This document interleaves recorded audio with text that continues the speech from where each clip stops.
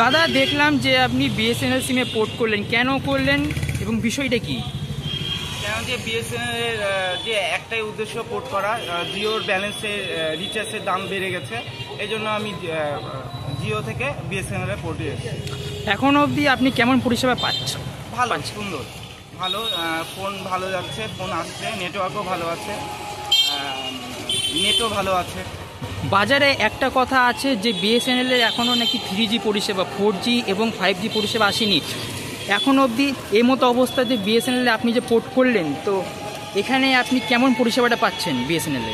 দেখুন, সিমটা তো বাজারে কিছুদিন আগে তো বিএসএনএল কেউ করতো না, এখন এসছে যখন আস্তে আস্তে হবে পরিষেবাটা, কিন্তু ভালো, আশা করি আগামীকাল আরও ভালো হবে। তো এই অবস্থাতে সরকার কি আর্জি করবেন? পরিষেবা কি আরও উন্নতি করতে? একটাই আর্জি, আমাদের বিএসএনএল এর কাজগুলো তাড়াতাড়ি করুক, গ্রাহকরা আরও পরিষেবা ভালো পাক। এখনও অবধি আপনি হচ্ছে যে নেট পরিষেবাতে কোনো কি প্রবলেম বা কোনো কিছু ফেস করেন? না, নেট ভালোই চলছে, কোনো প্রবলেম কিচ্ছু নেই। আপনার নাম, বাড়ি? আমার নাম পার্থ কুণ্ডু, বাড়ি বালুরঘাট।